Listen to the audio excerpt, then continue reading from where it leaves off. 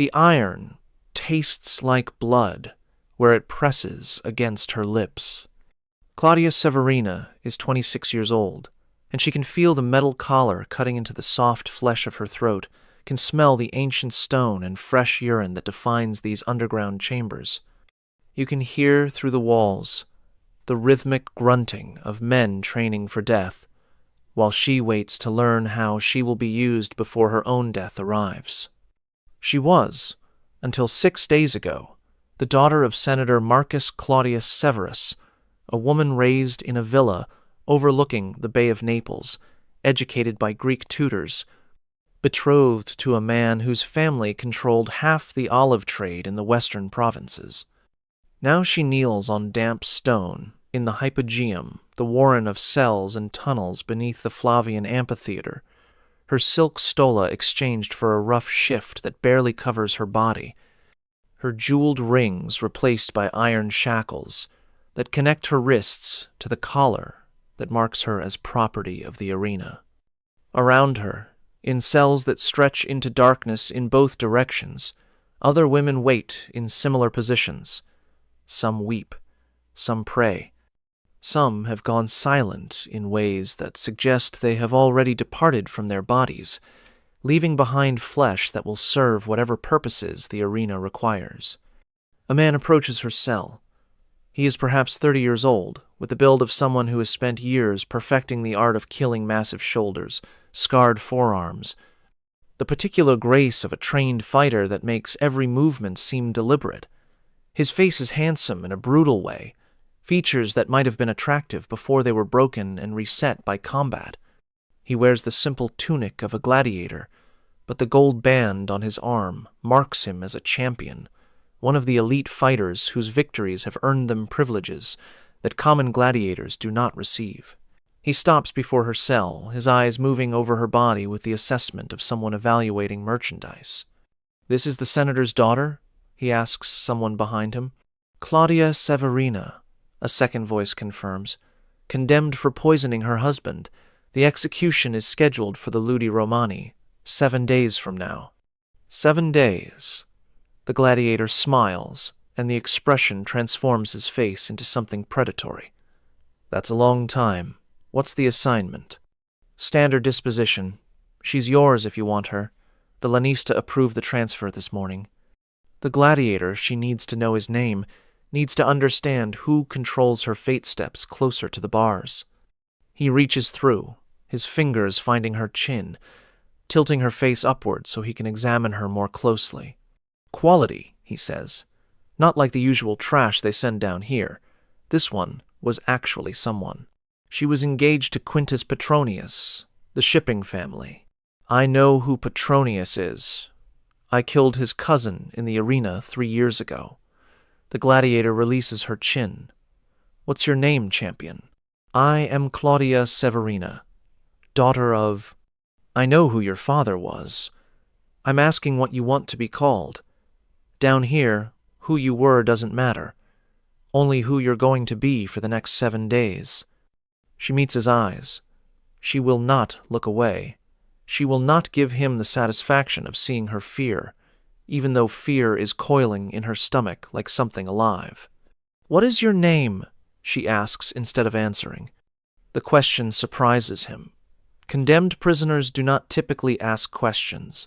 They weep, they beg, they bargain, but they do not demand information from their captors, as if the exchange were between equals. "Titus alias Magnus," he says. "They call me Magnus the Destroyer. I have killed 47 men in this arena. I have never lost a fight, and for the next 7 days you belong to me." "I belong to no one." Magnus laughs. It is not a pleasant sound. "You belonged to your father until he sold you to Petronius. You belonged to Petronius until you killed him. Now you belong to the arena, and the arena has given you to me. That's how property works. It passes from hand to hand until it's used up. I did not kill my husband." "I don't care if you did or didn't. The courts say you did. That's why you're here instead of in your pretty villa." He turns to the guard behind him. "Open the cell." I'll take her to my quarters now. The guard produces keys. The cell door swings open. Magnus enters, his bulk filling the small space, his presence overwhelming in a way that makes the stone walls feel closer. You can walk with me, or I can drag you, he says. Walking is easier on both of us. Dragging is more fun for me. Choose. She chooses to walk. What you are about to learn has been systematically erased from the histories that celebrate Roman gladiatorial combat as spectacle and sport. The historians who documented the games focused on the fighters, their victories, their techniques, the crowds who cheered their triumphs. They recorded the construction of the great amphitheaters, the logistics of the beast hunts, the political purposes that the games served. They created a narrative of entertainment, of competition, of the Roman genius for organizing violence into manageable forms. But beneath every arena was a world they chose not to describe. The hypogeum, the underground chambers where animals, prisoners, and equipment were held before appearing on the sands above. A world of cells and cages, of holding areas and preparation rooms, of all the infrastructure required to produce the spectacles that Rome demanded. And in that world, condemned prisoners waited, not just for their deaths. Those were scheduled, predictable, the final moments of lives already forfeit, but for what happened in the days and weeks before those deaths, when they were property of the arena and available to anyone with sufficient authority to claim them. Tonight you will learn what happened in those underground chambers. You will learn about the gladiators, who earned the right to use condemned prisoners, the hierarchies that determined who received what privileges, the systematic availability of women who had been stripped of all legal protection. You will learn about Claudia Severina, who was condemned for a murder she did not commit, who found herself beneath the arena in the possession of a champion fighter, who spent 7 days navigating a world designed to destroy everything she was before her scheduled execution. Subscribe if you want to understand the full horror of Roman arena culture. Comment below telling me where you are watching from, because the gladiators above the sand were only part of the story. What happened below the sand, what happened to the women waiting in those cells, is what Rome's historians chose to forget. But before I tell you what Magnus did to Claudia in his quarters, what she witnessed in those underground chambers, and how she found a way to survive what should have been unsurvivable, I need to take you back. I need to explain how the hypogeum functioned, what condemned prisoners represented within its economy, and why gladiators were given access to women who were already sentenced to die. Because you cannot understand what Claudia faced without understanding the system that made her suffering useful. The hypogeum was a city beneath a city. Every major Roman arena had one, an underground complex that served as staging area, storage facility, and holding pen for everything the games required. The Flavian Amphitheater's hypogeum was the largest and most sophisticated, a labyrinth of tunnels and chambers that covered the entire footprint of the arena floor above. The infrastructure was impressive by any standard. Elevators, powered by human labor, could lift cages of animals or platforms of prisoners directly onto the sand through trapdoors that made them seem to appear from nowhere. Tunnels connected different sections, allowing animals and people to be moved without appearing in public until the moment of their debut.